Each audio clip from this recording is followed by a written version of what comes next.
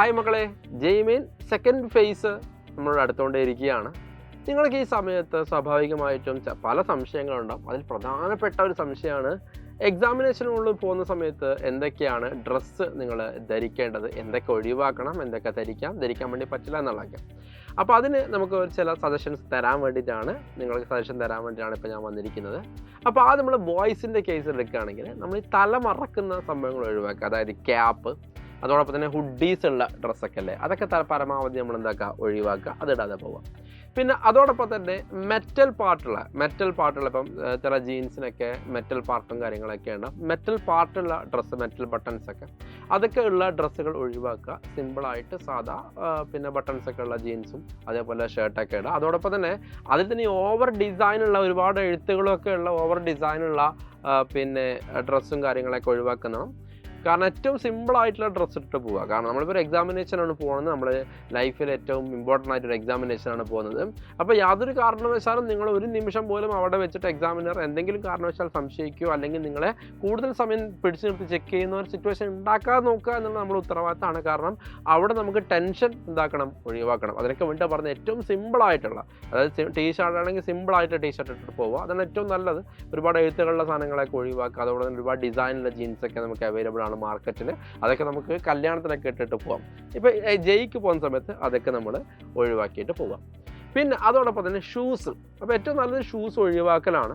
പക്ഷെ അഥവാ നിങ്ങൾ ഷൂസ് ഇടുന്നെന്ന് വിചാരിക്കുക, അപ്പോൾ ഷൂസ് ഇടുന്നുണ്ടെങ്കിൽ തന്നെ വളരെ സിമ്പിളായിട്ടുള്ള ഷൂ ഇടുക. അല്ലാതെ കണ്ട് ഭയങ്കര തിക്കായിട്ടുള്ള സോളുള്ള വൻ ഡിസൈൻ ആയിട്ടുള്ള ഒരു ഹെവി സാധനങ്ങളൊക്കെ ഇടാതെ സിമ്പിളായിട്ടുള്ള ഷൂ ഇടാതിരിക്കുകയാണ് ഏറ്റവും ബെറ്റർ ഞാൻ പറഞ്ഞു.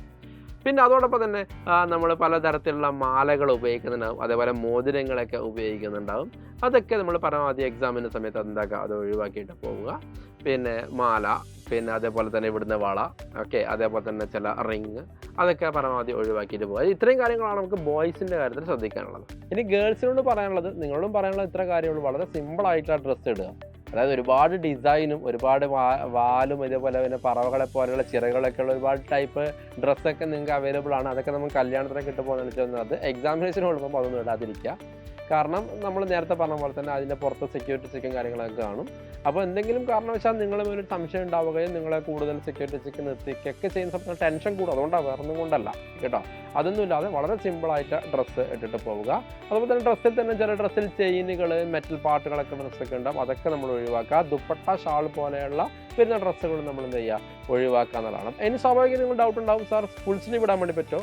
ആ ഫുൾ സ്ലീവ് ഇടാൻ വേണ്ടി പറ്റും, കുഴപ്പമൊന്നുമില്ല. പക്ഷെ അതും എന്തായിരിക്കണം, സിമ്പിളായിട്ട് ഡിസൈൻ ആയിരിക്കണം. അതിൽ എന്തുണ്ടാകാൻ വേണ്ടി പാടില്ല, മെറ്റൽ പാർട്ടുകൾ, ചെയിന് കാര്യങ്ങളൊന്നും ഉണ്ടാകാൻ വേണ്ടിയിട്ട് പാടില്ല എന്നുള്ളതാണ്. പിന്നെ അതുപോലെ തന്നെ ഗേൾസ് പ്രത്യേകം ശ്രദ്ധിക്കേണ്ടതാണ്, മെഹന്തി ഇടുന്നത് ഒഴിവാക്കണം. മെഹന്തി ഇട്ട് കഴിഞ്ഞാൽ അത് അവർ വേറെ എന്തെങ്കിലുമൊക്കെ നിങ്ങൾ എഴുതി കൊണ്ടുപോയതെന്നൊക്കെ സംശയിച്ചിട്ട് അവിടെ ഒരു കൺഫ്യൂഷൻ ഉണ്ടാവാൻ സാധ്യതയുണ്ട് ചെക്കിൻ്റെ സമയത്ത്. അപ്പോൾ അതുകൊണ്ട് തന്നെ മെഹന്തി ഇടാതിരിക്കുക എന്നാണ് ഏറ്റവും ബെറ്റർ. അഥവാ ആരെങ്കിലും മെഹന്തി ഇട്ട് പോയിട്ടുണ്ടെങ്കിൽ ഇനി ടെൻഷൻ അടിച്ചിട്ട് എക്സാം കൊളാക്കണ്ട, കുഴപ്പമൊന്നുമില്ല. അവിടെ പോയി ചില ചോദ്യം വന്നേക്കാം, അത്രയേ ഉള്ളൂ കേട്ടോ. അപ്പോൾ ഇനി ഇടാത്തവരുണ്ടെങ്കിൽ പുതുതായിട്ട് എന്താക്കണ്ട, മെഹന്തി ഇടാൻ വേണ്ടിയിട്ട് നിൽക്കണ്ട. പിന്നെ സാർ പിന്നെ ജീൻ ഉപയോഗിക്കാൻ വേണ്ടി പറ്റുമോ? ജീൻ ഉപയോഗിക്കുമ്പോൾ വരുന്നതിന് കുഴപ്പമൊന്നുമില്ല. പിന്നെ പക്ഷേ ഇതും സിമ്പിൾ ജീൻ ആയിരിക്കണം. ഒരുപാട് പോക്കറ്റുകളും ഒരുപാട് ഡിസൈനൊക്കെ ഉള്ള ജീനൊന്നും ഉപയോഗിക്കരുത്. ബെൽറ്റ് നേരത്തെ പറഞ്ഞ പോലെ തന്നെ മെറ്റൽ വരുന്ന ബെൽറ്റുകളും മെറ്റൽ പീസ് വരുന്ന എല്ലാ കാര്യങ്ങളും നമ്മൾ ഒഴിവാക്കുന്നതാണ് ഏറ്റവും നല്ലത്. അല്ല, ഒഴിവാക്കുക. ഓക്കെ.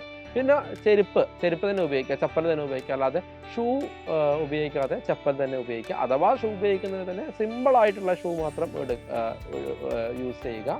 പിന്നെ വാച്ച് ഉപയോഗിക്കാൻ വേണ്ടി പറ്റുന്ന ഡൗട്ടുണ്ട്. ഇലക്ട്രോണിക്സ് ആയിട്ട് ഒരു ഐറ്റം അതിനുള്ളിലേക്ക് അയച്ചില്ല.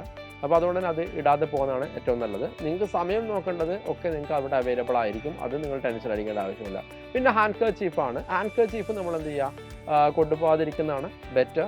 പിന്നെ ഇങ്ങനത്തെ അക്യുമെൻറ്റ്സ് ഒക്കെ അഥവാ പിന്നെ പ്രശ്നങ്ങളുണ്ടെങ്കിൽ എക്സാമിനേഷൻ ഉള്ളിൽ പുറത്ത് വെച്ചിട്ട് അവർ ഉള്ളിൽ കയറ്റുമായിരിക്കും. പക്ഷേ ഒരു കൺഫ്യൂഷൻ അവിടെ നിൽക്കേണ്ട എന്നുള്ളതാണ്.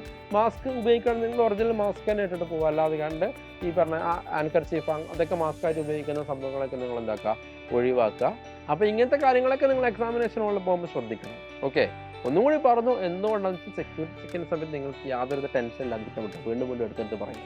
ഓക്കെ. അപ്പം എല്ലാവരും ഉഷാറായിട്ട് എക്സാം എഴുതുക. എല്ലാവർക്കും പിന്നെ ഓൾ ദ ബെസ്റ്റ്.